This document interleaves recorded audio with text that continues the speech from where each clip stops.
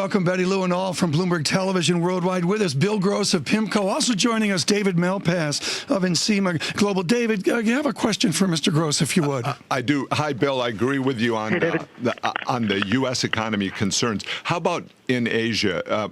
People have been worried about China hitting a hard landing. I'm thinking that China can control its situation better than people think through its control of the banking system, and we may see growth. We saw this morning General Motors doing more sales in China. What do you think of that? Yeah, I think they can. I mean, China's been the story, has it not, in terms of the developing countries? It's really become the engine of global growth, and we look to China as well to be the engine, although, not the little engine that could, certainly a bigger engine than that, but not to replace the United States over the past several decades. And so, global growth will be positive. Emerging nations will be the thrust of that growth, and the developed nations, of course, with their debt overload, will suffer. Well, I'll try to put Bill on the spot. Would you still be buying U.S. Treasuries at these low yields today? Oh, that's putting him on the spot. Very good, David. What are you doing this morning, Bill? Well, nothing yet, talking to you.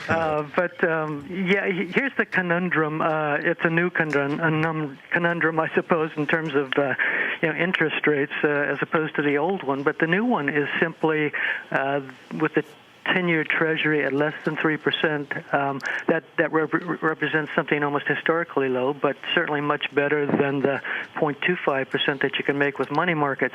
If inflation continues down, and if nominal GNP, and this is the key, I think, if nominal GNP in the United States is around 3%, which is our new normal forecast, then a 10-year Treasury is decently valued. It's not cheap, but it's decently valued, and certainly a better alternative to money markets. And look in here, if I want to put this up for the camera, this is the brand new Bloomberg Markets magazine. I don't know if you camera guys can get that there. Handsome Bill Gross on the cover with the dreaded stocks word. Bill, it's been a tough week for equities here. What would you do in the equity? I can't believe I'm asking Bill Gross's question. What would you do in the equity market when you see a jobs report that we just saw?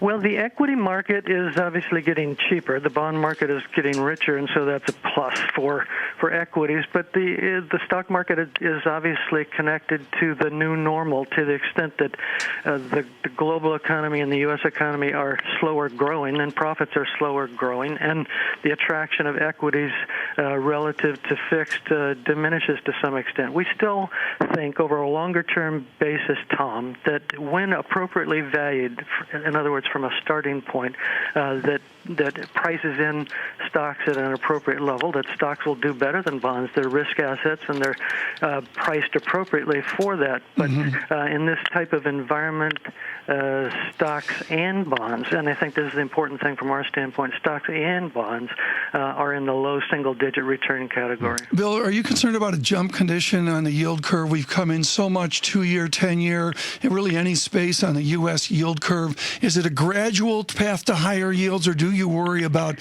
some shock condition that could really jump yields? Well, there are two tails, as you mentioned with your question, Tom.